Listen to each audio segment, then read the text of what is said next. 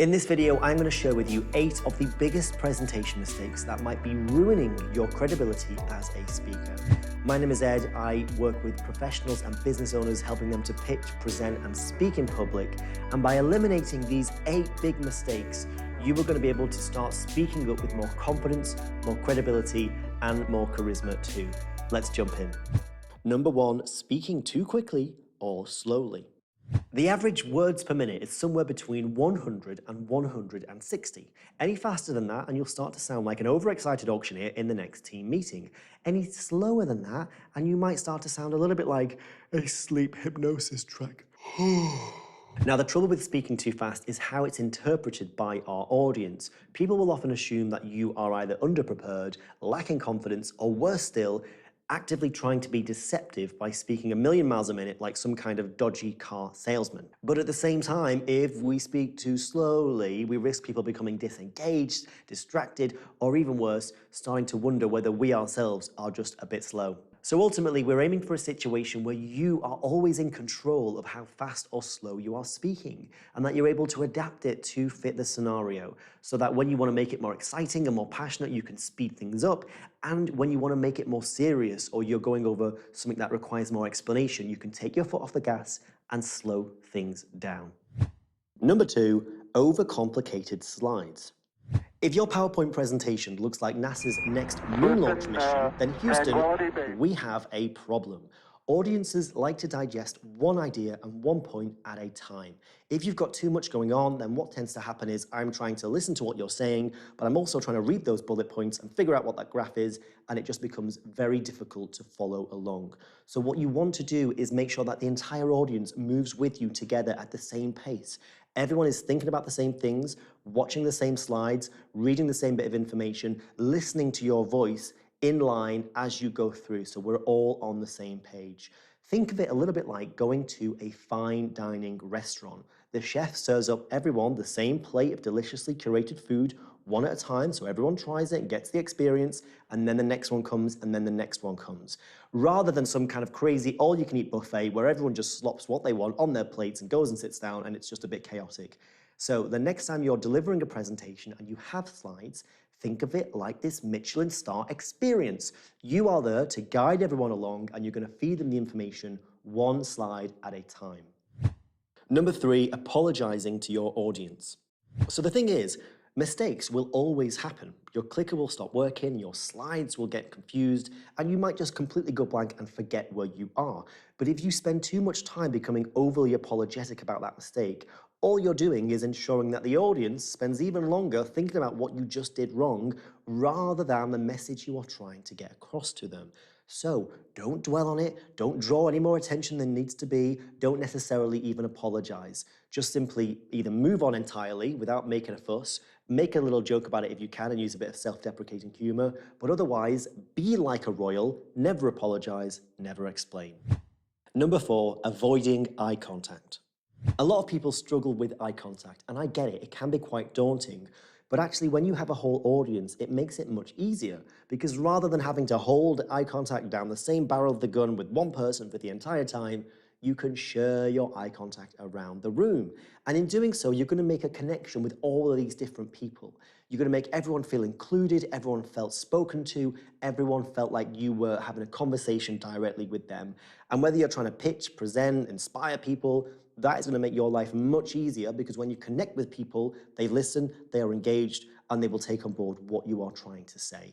Now, on the speaking side as well, a lot of people look away because they don't feel very confident, and they would rather look at their floor or their feet or the sky than in the faces of their audience.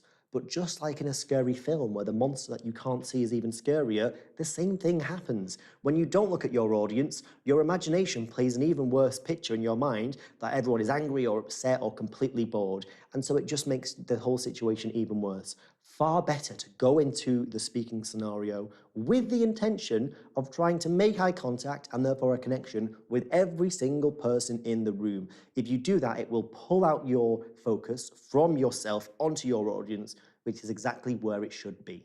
Here is a quick PS while we are halfway through. Firstly, please make sure you are following me wherever you are watching this video, be that on LinkedIn or on YouTube. You will get more content just like this.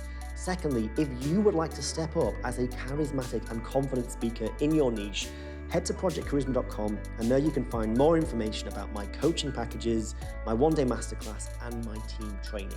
All right, thanks very much. Back to the list. Number 5, using too many filler words. The odd or is not going to cause you any major problems, but if you are sat through a 45-minute keynote and you continually hear the speaker use like this, so that, maybe this, kind of that, it starts to become very distracting, and the credibility of that speaker in your mind starts to be reduced. So when we are speaking on stage, we have to be able to tone down these filler words and instead replace them with the power of pauses, which rather than subtract our credibility, actually add more credibility to what we are saying. But this whole thing that we're talking about is a bad verbal habit. And like any habit, it takes time and attention to unpick these old patterns. So rather than waiting till you're on stage to try to reduce your filler words, you need to start practicing in everyday conversations. Catch yourself in the act, become more mindful of the filler words you are using, and slowly start to reduce your reliance upon them.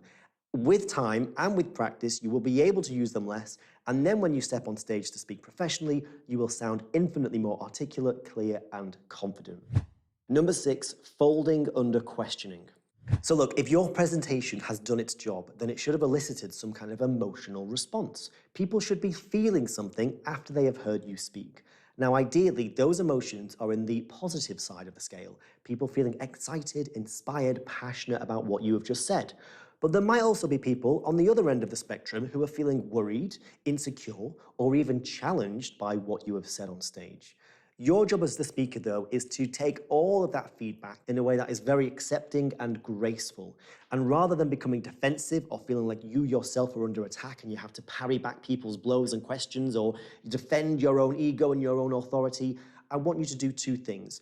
First of all, rather than thinking of yourself as an expert, think of yourself as an enthusiast. This means that rather than having to have all of the answers and be perfectly intelligent about everything, you are on that same learning journey too, and therefore it is okay for you not to have all of the answers all of the time. And secondly, I want you to see any questions that come to you, whether good or bad, negative or positive, rather than being some kind of attack or some kind of confrontation, seeing it as a mutual search for the entire audience to arrive at a more clear understanding of what you are trying to get across, working together rather than working at loggerheads. Number 7, opening with a whimper. The best articles start with a headline, the best films have an enticing opening sequence, and the best speeches should similarly start with something which is engaging and captures people's attention. So I want you to avoid doing the expected, avoid doing the obvious, the boring, lengthy introductions, the long agendas that go on for far too long, or the backstories that no one really asked for. Instead, think about something which is going to really capture your audience's attention. Make them sit up and listen in that first 30 seconds. It could be a quote, a story, a question, a graph, a statement. It could even be a prop. I don't really care what it is, as long as it fulfills the purpose of getting people to actually watch and be interested and engaged in what you are saying. And once you have won them over, then you can go into the normal stuff that maybe has to be said, but always preempt it with that first 30 seconds using something to hook people in. Number 8, faking your confidence. As human beings, we all have a natural tendency to want to look good, sound good, and be liked and respected by our peers. That's entirely normal. Now, when you're speaking in public, though, the pressure on that gets ramped up even more. And what people tend to do is try to fake their way through it. They think that they need to look perfectly confident and sound perfectly strong in order for people to think that they are worthy of being there. And so people start putting on this mask of confidence. But what tends to happen is, rather than you looking impressive and powerful, it just comes across as inauthentic because people can see through it. They might not completely know what it is, but they will sense that something is not quite right. So instead, what I want you to remember is that if you can speak with enthusiasm and if you can have a message which is clear, then people will forgive you for not being 100% confident. And it is far more engaging and interesting and inspiring to watch someone courageously stand up and speak and share their message despite feeling some nerves than someone who is trying to bottle it all up and fake their way through and pretend to be perfectly confident. So accept how you feel, put your best foot forward, and people will love you for it all the more. Okay, so that is our 8 big presentation mistakes, and if all of that sounded a little bit too much like your last presentation, then please don't be too hard on yourself, because these are mistakes that we all make, and I have been guilty of every single one of them. That said, now that you understand what not to do, you can start moving in the right direction. Please comment below and let me know which of these has been most important for you to think about and that you want to improve going forwards. And once again, if you would like to really step up your speaking skills, get over that anxiety, get over those nerves, and start really speaking with authentic charisma, head to projectcharisma.com and you can read more about my own backstory, the coaching services that I have, and how I can help you step up as a speaker.